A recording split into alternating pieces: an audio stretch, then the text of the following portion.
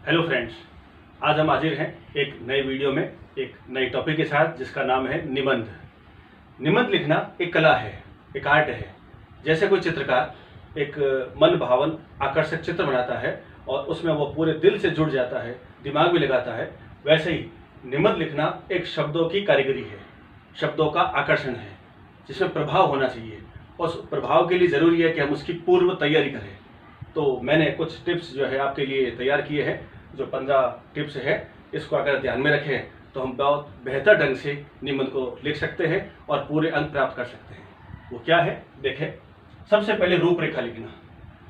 कोई भी विषय पर किसी भी टॉपिक निबंध आए तो ध्यान रखें कि रूपरेखा का आकलन करें। सबसे पहले प्रस्तावना, समस्या प्रधान है निबंध तो उसका कारण, प्रभाव, समाधान, उपसंहार, इस तरह से रूपरेखा लिखा है। रूपरेखा लिखेंगे तो निबंध में एक उच्च स्तरीय जो है इसका प्रभाव पड़ेगा, तो इसलिए ध्यान रखें कि सबसे पहले रूपरेखा।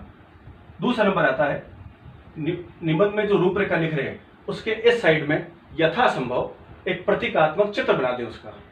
जैसे कन्या भ्रूण हत्या है तो उसके हिसाब से कुछ सेकंड में एक चित्र बना दें। प्रदूषण है तो फैक्ट्रियों में धुआं उठ रहा है, इस तरह से एक चित्र बना दें यथासंभव। उससे क्या और ज्यादा प्रभाव पड़ेगा। तीसरा, लिखावट, मात्राओं का ध्यान रखना।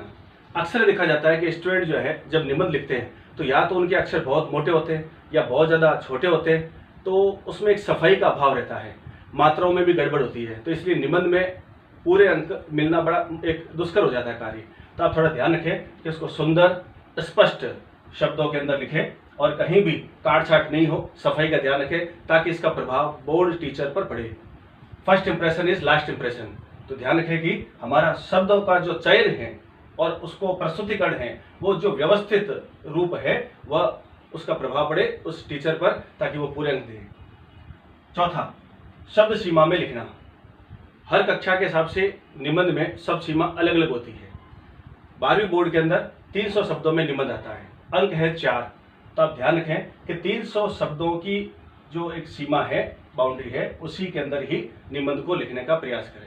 हाँ, कुछ शब्द कम हो सकते हैं, कुछ थोड़े ज्यादा हो सकते हैं, लेकिन ये कोशिश ये नहीं करें कि भाई हम उस सीमा को ज्यादा पार कर ले या 1.5 गुना हो जाए, 2 गुना हो जाए, तो इससे पेपर भी छूट जाएगा और निबंध का जो मूल प्रारूप है वो भी बिगड़ जाएगा। इसलिए सब सीमा के अकॉर्डिंग उसके अनुरूप ही निबंध लिखें। 5वां, यथासंभव नए पेज से लिखना। अब बोर्ड के अंदर प्रयास करें कि निबंध को नए पेज से शुरुआत में लिखें, रूपरेखा के साथ, चित्र के साथ में, और हर एक पॉइंट का फिर इसका वर्णन। ऐसा नहीं कि भाई पेज खत्म हो रहा है और नीचे 2 लाइन 3 लाइन रही है और वहीं पर निबंध स्टार्ट कर दिया, तो इससे उसकी जो व्यवस्था है और उसका जो सुंदर स्वरूप है वो बिगड़ जाएगा। तो इसलिए ध्यान रखें कि यथासंभव नए पेज से निबंध लिखें। छठा, गागर में सागर भरना। इस उक्ति को चरितार्थ करना है निबंध में।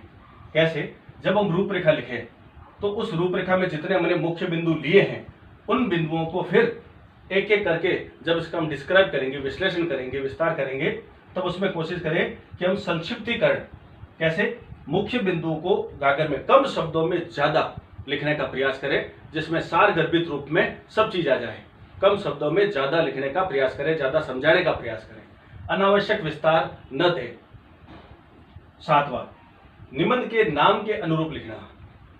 बोर्ड में विगत कई वर्षों में देखा है कि सीधे स्पष्ट रूप में निबंध न आकर के उस शब्द को, उस निबंध के नाम को थोड़ा घुमा देते हैं, क्योंकि बोर्ड ये चाहता है कि आप रट करके नहीं, तोता रटन पद्धति से निबंध न लिखे, न रट करके आए। वो चाहते हैं कि उस विषय पर पूरी पकड़ हो, और तब होगी जब आप उस विषय को पूरा समझेंगे और जैसा वो घूम जाए निबंध, उसका नाम उसके अकॉर्डिंग लिखे।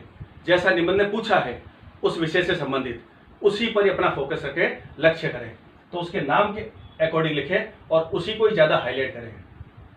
जैसे राष्ट्र निर्माण में युवाओं की भूमिका। अब इसमें गौर करने की बात है कि राष्ट्र निर्माण में जैसे बच्चों का, महिलाओं का, वृद्ध का, समाजशास्त्री, वैज्ञानिक, सबका योगदान होता है, लेकिन इसमें क्या पूछा है? सिर्फ युवा। तो हमारे देश की जो युवा शक्ति है, उन युवा शक्ति देश को आगे बढ़ाने में कैसे योगदान दे सकती है, उसके कंधों पर कैसे भार है, वह कैसे उसको आगे राष्ट्र को सशक्त बना सकती है, विकसित बना सकती है युवा शक्ति, उसको ध्यान में रखते हुए, उसकी ओपिनियन क्या है, उसका क्या प्रयास है, उसको ध्यान में रखते हुए निबंध लिखें। 8वां, मुद्दे और विषय से न भटकना। जो विषय दिया है, जो निबंध का नाम है, सिर्फ अपना ध्यान उस पर लगाएंगे। उसके आसपास में उससे जुड़े हुए जो दूसरे मुद्दे हैं, दूसरे जो मैटर हैं, उनको आप इसमें न छेड़ें। नहीं तो आप क्या होगे, भटक जाओगे। तो शब्द सीमा भी क्रॉस हो जाएगी, पार कर जाएगी, और आप अभी उद्देश्यहीन हो जाओगे कि भाई लिखना क्या है, कहाँ से कहाँ पहुँच जाओगे। जाना था चीन और पहुँच गए जापान, वो स्थिति हो जाएगी। तो इसलिए मुख्य मुद्दे पर, मुख्य विषय पर जो आपको निबंध का नाम दिया है उसको 2 बार देखें कि मुझे क्या पूछा है, उसके अनुरूप ही लिखें, ताकि आपका सही शब्दों में और शब्द सीमा के अकॉर्डिंग आपका निबंध तैयार हो जाएगा। नमा पॉइंट, समस्या प्रधान निबंध में समान बिंदु। ये टिप्स दे रहा हूं। समस्या प्रधान निबंध एक आता ही है, प्राय लिखा है। समस्या प्रधान निबंध जैसे कन्या भ्रूण हत्या है, सामाजिक समस्या है, नक्सलवाद की है, आतंकवाद की समस्या है, बेरोजगारी की है, मूल्य वृद्धि की है। तो समस्या प्रधान जो निबंध है उसके अंदर समान बिंदु आप तैयार कर सकते हैं, ताकि हर निबंध के लिए अलग अलग रखने की जरूरत नहीं है। जैसे समस्या प्रधान में कन्या भ्रूण हत्या गया, तो आप रूपरेखा में कैसे तैयार करेंगे कि साहब प्रस्तावना, सेकंड नंबर आएगा उस कन्या भ्रूण हत्या के मूल कारण, फिर कन्या भ्रूण हत्या के प्रभाव, दुष्प्रभाव उसके, फिर उसका समाधान, निराकरण, उन्मूलन, कैसे इसको रोक सकते हैं स्थायी रूप से, जन चेतना, अवेयरनेस, जागरूकता, और लास्ट में उपसंहार। तो ये कॉमन एक तरह से पॉइंट हो गए, मुख्य बिंदु हो गए समस्या प्रधान में। बेरोजगारी में भी इस तरह से लिख सकते हैं, प्रस्तावना, बेरोजगारी के मूल कारण, बेरोजगारी के प्रभाव, और बेरोजगारी का निराकरण या उसको रोकने के ठोस उपाय, जन चेतना और समाधान। इस तरह से समस्या प्रधान निबंध के अंदर समान बिंदु कॉमन बन जाते हैं। तो ये भी एक थोड़ा ध्यान रखें, अलग अलग निबंध के हिसाब से समस्या प्रधान में अलग अलग पॉइंट नहीं होंगे, बल्कि कॉमन ही होंगे। 10वां, ये मेन पॉइंट है, आंकड़ों का अद्यतन यानी अपडेट और सटीक उल्लेख, चाहे सारणी के रूप में हो, चाहे ऐसे ही आप लिख सकते हैं। आप प्रयास करें कि जो आपको निबंध दिया है, उसका नाम दिया है, उसके अंदर लेटेस्ट, पुराने और नई, उन दोनों का तुलनात्मक विश्लेषण करते हुए और उनका उल्लेख करें कि साहब 2010 में ये था, 15 में ये था, 20 में ये है। इस तरह से आप आंकड़ों का तुलनात्मक विश्लेषण कर सकते हैं। अन्यथा कोशिश यह करें कि आप अद्यतन, अपडेट आंकड़े लिखें। ये ध्यान रखें, पुराने आंकड़े नहीं, अद्यतन और सटीक होने चाहिए, बिल्कुल ऑथोराइज किताब से। ऑथोराइज जो है वो आंकड़े जहां से आप स्रोत लोगे उसका उल्लेख करें, न कि कोई अनुमान के आधार पर या सुनी सुनी बात वो चीज उल्लेख न करें। जैसे कैसे आंकड़े आप लिखेंगे, किन में लिखेंगे ज्यादा कि साहब लिंगानुपात, राज्य का, देश का लिंगानुपात कितना है 2011 की जनगणना के अनुसार, उसको आप मेंशन करें। हर 10 साल से राष्ट्रीय जनगणना होती है, अब 2021 में होगी, प्रस्तावित है, तो उसका भी आप तुलना कर सकते हैं कि 2011 में कितनी और 2021 के अंदर कितनी, दोनों के अंदर। तो लिंगानुपात का आंकड़ा क्या है, राज्य का, केंद्र का। प्रदूषण, राज्य में, देश में और वर्ल्ड में सबसे ज्यादा प्रदूषण कहाँ है, तो इसका भी एक आंकड़ा है, वो भी अपडेट एकदम। इसको आप अखबार की सहायता से, इंटरनेट की सहायता से या ऑथराइज जो स्रोत हैं उससे आप ले सकते हैं।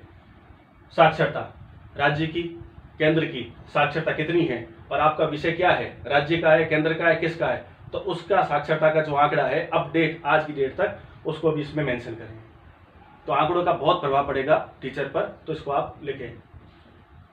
11वां, जन चेतना की आवश्यकता। ये सर्वविदित है कि साहब कोई भी विषय उसमें आप निबंध में आए तो सरकार करोड़ों अरबों रुपए की योजना चलाती है, कोई सामाजिक कुरीति है उसको चलाने, उसको जो है रोकने के हिसाब से उन्मूलन के लिए भी प्रयास करती है। लेकिन ये ध्यान रखें कि जब तक गाँव में, शहरों में अवेयरनेस, जागरूकता, जन चेतना नहीं होगी, तब तक कोई भी सरकार की योजना या कोई सामाजिक समस्या, कोई भी राष्ट्रीय समस्या, उसका निदान संभव नहीं है, उन्मूलन संभव नहीं है। इसलिए अवेयरनेस जरूरी है। तो इस चीज को अलग से आप पॉइंट बनाकर भी मेंशन कर सकते हैं, विशेष रूप से सामाजिक समस्याओं में, कि जन चेतना की दरकार, जन चेतना की जरूरत, जन चेतना की आवश्यकता है कि साहब सरकार तो प्रयास कर रही है, अब हमारा भी धर्म है, हमारा भी कर्तव्य है कि हम उसको रोकें। 12वां, विद्वानों के विचार। ये एक तरह से अलंकार का काम करता है, श्रृंगार, सजावट आपके मैटर को। विद्वानों के विचार, वैज्ञानिकों की चेतावनी, यूएनओ, यूनिसेफ, उसके सुझाव क्या है, इनको भी यथासंभव उसमें मेंशन करें। इससे भी आपका जो मैटर है वो प्रभावपूर्ण होगा। 13वां, श्लोक। ये भी वैसे ही है कि निबंध को और उच्चता, प्रभाव पैदा करने के हिसाब से कि अच्छा श्लोक, दोहा है, कोई गज़ल है, कोई अच्छा नारा है, उनका भी विषय के अनुरूप उल्लेख करना। जैसे नारी शिक्षा, कन्या भ्रूण हत्या, बालिका शिक्षा, इससे संबंधित आ जाए तो विषय के अनुरूप आप उस पॉइंट के अनुरूप क्या लिखेंगे, यत्र नार्यस्तु पूज्यन्ते रमन्ते तत्र देवता। तो हमारे वैदिक शास्त्रों के अंदर जो है नारी की महिमा का गुणगान किया गया है, तो इस तरह से आप उसको लिखोगे।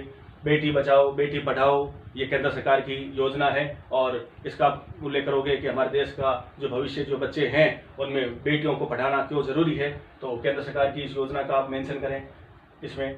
फिर राजस्थान में जल संकट है, तो जल संकट में रहीमन पानी राखिए, बिन पानी सब सून, तो इसको भी आप मेंशन कर सकते हैं। बिन पानी सब सून, बिना पानी सब व्यर्थ है, तो सेव वाटर, जल को बचाना, जल संरक्षण। फिर कन्या भ्रूण हत्या है, तो इसमें आप क्या लिख सकते हैं नारा, जब गर्भ में बच्ची करे पुकार, मेरी मैया मुझे न मार। तो इस तरह से आप ये छोटे छोटे बहुत सारे ऐसे हैं जो कभी आगे फ्यूचर में वीडियो में निबंध के अंदर दूंगा मैं, तो इन चीज़ों को भी आप निबंध के अनुरूप उसको लिखें ताकि इसका प्रभाव ज़्यादा हो, आकर्षण हो।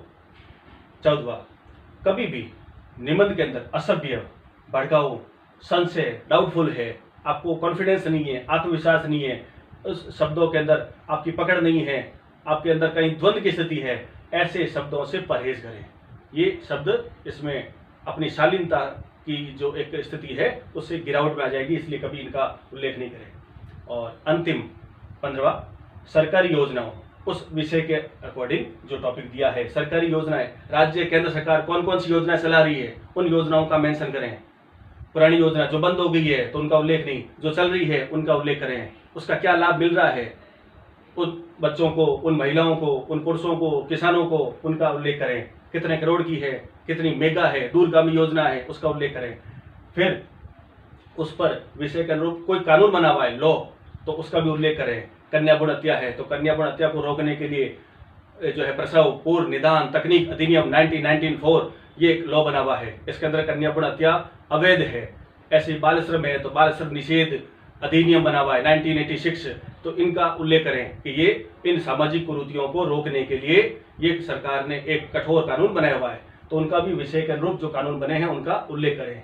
इससे आपका जो निबंध है वो एक कंप्लीट हो जाएगा और बेहतर तरीके से प्रस्तुत होगा और आप पूर्ण अंक भी प्राप्त कर सकेंगे और उसका प्रभाव भी बोर्ड के टीचर पर होगा। तो इस प्रकार हमने आज हर तरह के निबंध कैसे भी आ जाए उनमें क्या बेहतर ढंग से हम लिख सकते हैं, क्या कमियां रह जाती है, क्या इसको हम सुधार कर सकते हैं, इन पर हमने चर्चा की। आशा है आपको इस निबंध के जो पॉइंट है वो समझ में आए होंगे और सरलता से मैंने प्रयास करने का जो है जो किया है तो उसमें आप कितना सफल हुए आप अपने सुझाव मेंशन करें। धन्यवाद।